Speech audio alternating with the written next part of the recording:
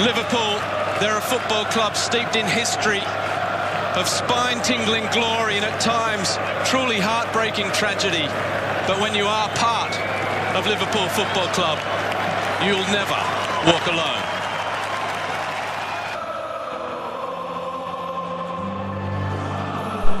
Liverpool Football Club est l'un des clubs les plus titrés d'Angleterre. Il se distingue par son passé mythique et glorieux, ainsi que ses nombreuses légendes. Hélas, durant son histoire, ce club a connu de divers incidents.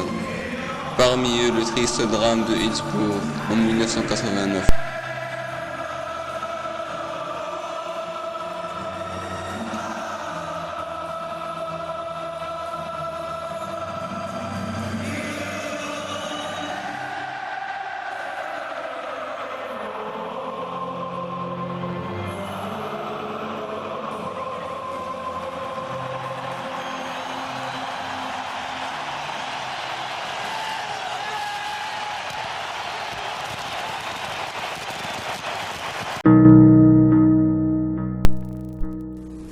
Nous sommes le 15 avril 1989. La demi-finale de la FA Cup, Coupe de la Fédération anglaise, oppose Liverpool à Nottingham Forest.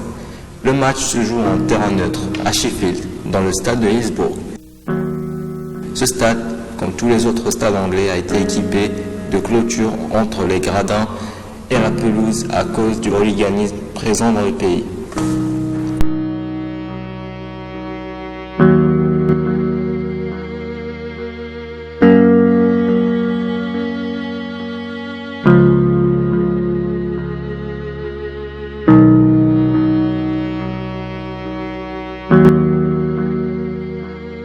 À 14h, le stade se remplit peu à peu.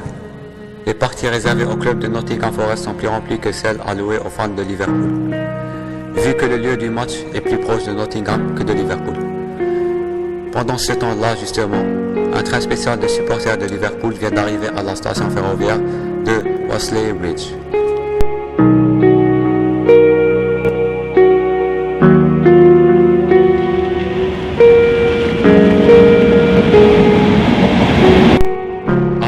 Du stade, du côté de l'Epix Lane, le côté réservé aux supporters de Liverpool, les gradins centraux se remplissent, tandis que ceux de droite et gauche restent relativement vides.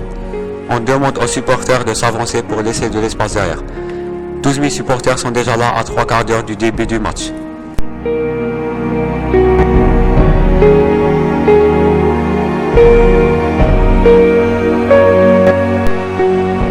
Il est 14h46.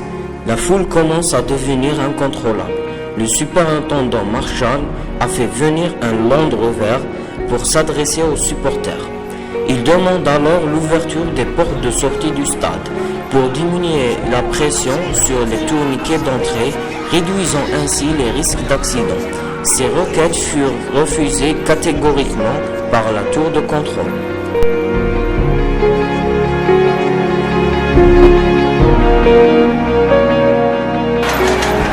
Alors qu'il ne reste plus que 10 minutes avant le début de l'opposition, la porte de sortie C s'ouvre pour extraire un attendant sans ticket. 150 personnes profitent de l'occasion pour pénétrer le stade. À l'extérieur, la pression monte. On aide les femmes et les enfants à passer les premières barrières de sécurité. D'autres supporters escaladent les cadres de tourniquets pour aller plus vite. L'anarchie commence.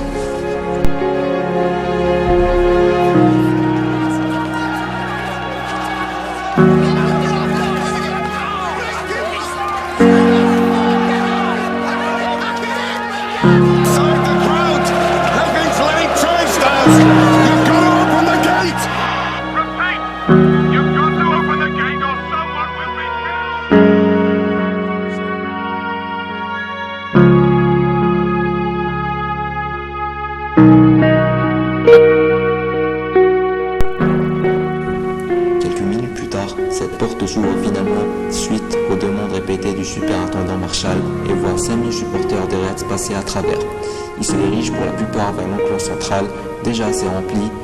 Au même moment, d'autres portes de sortie sont délivrées, contre le gré du gardien qui affichait son mécontentement et son pessimisme.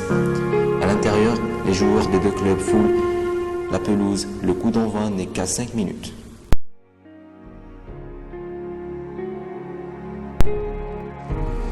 Il est à présent 15 heures. Alors que le match est sur le point de débuter, des messages radio de la police indiquent des cas de détresse à l'intérieur du stade.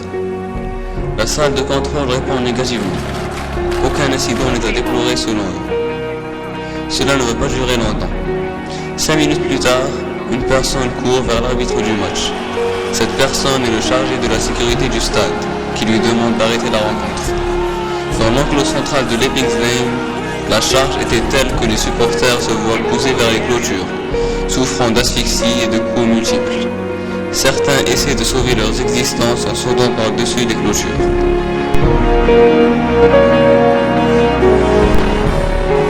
Des renforts sont par conséquent demandés.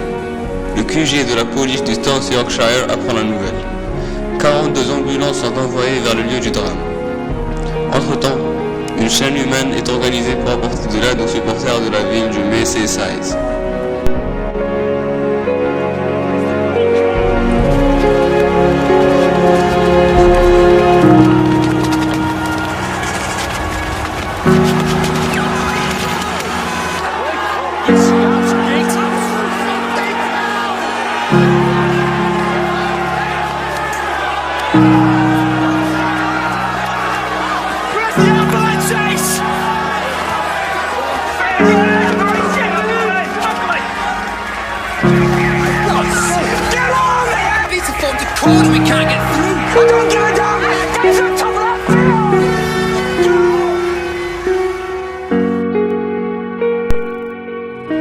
Une heure s'écoule presque.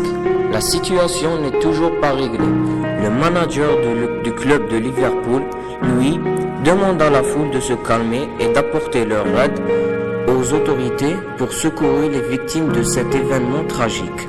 À 16h10, le match est officiellement abandonné. In the worst disaster in British sporting history, 94 Liverpool soccer fans have been crushed to death during an FA Cup semi-final. The tragedy began when non-ticket holders were allowed to pour into the stadium at Sheffield, chosen as neutral ground for the critical match against Nottingham Forest. Most victims were children and young people trapped against high-security wire fencing. When the game started, thousands of ticket holders were still outside the ground in Sheffield, caught in the crush. Many began pushing forward, anxious because they were missing the action inside. It was then the police made the fateful decision to open double gates to ease the crush.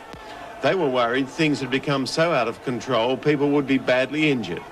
But sadly, that decision only moved the problem inside to an even more crowded area. Crowds surged forward, but those right at the very front had nowhere to go. The massive steel fences designed to keep people off the ground at all costs made sure of that. I was against the bar right at the front, and when I was at the bar at the front, there was a gentleman on my arm, and he said, "You're choking me," and he just fell. He just literally fell, and that was the last of him. It was. As is always the case with football games, lined along the fence were hundreds of children, the ones who'd got there early to get the very best vantage point, and many of them became the victims. The game was stopped after 6 minutes. The only way out for those in the crush was over the fence. At first, police tried to stop them coming over, but then it became clear it could be their only means of escape. Advertising signs were torn down and used as stretchers. Fans and police worked side by side to rush the injured to waiting ambulances. But for others, there was no hope. All around the ground, there were scenes of desperation as rescuers tried to revive crush victims. Others wandered around in shock. Back in the crush, spectators in the upper section of the stand dragged many to safety.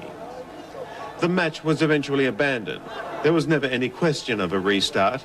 Inside their dressing rooms, the Liverpool and Nottingham Forest players watched the television stunned as the death toll climbed from an early report of 3 dead, then to 40, then 50. Within 2 hours, the news came, over 90 dead. The decision to open the gates seems to be the reason for the surge inside the ground.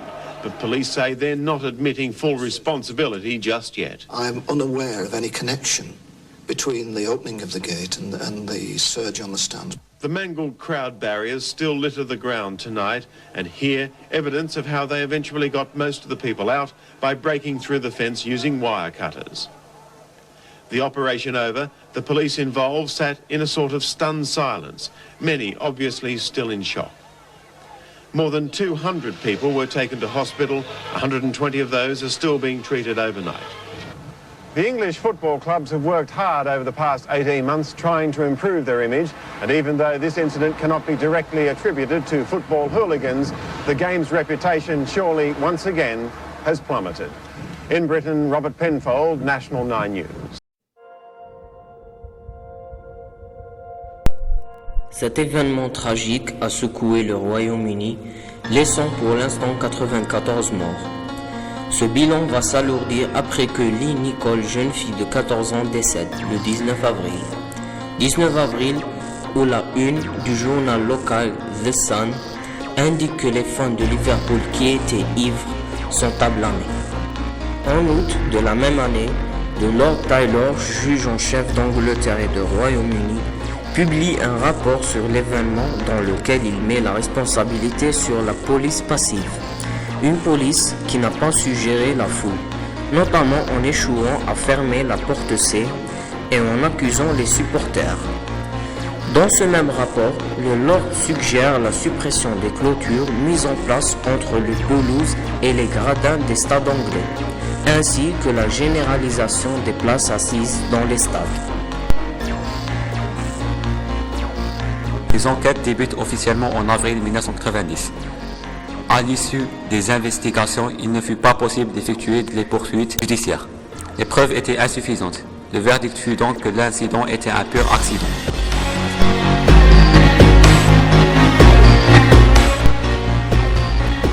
En mars 1993, Tony Bland, 22 ans, décède et est donc la 96e et dernière victime de la tragédie. Il est maintenu en vie depuis l'incident sous forme de coma artificiel.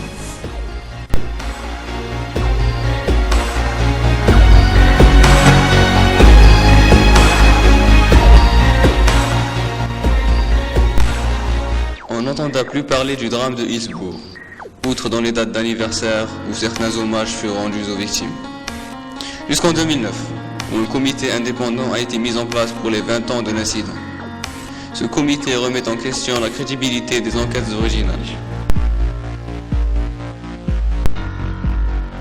En octobre 2011, le Parlement anglais accepte que les papiers soient remis au comité pour une réexamination.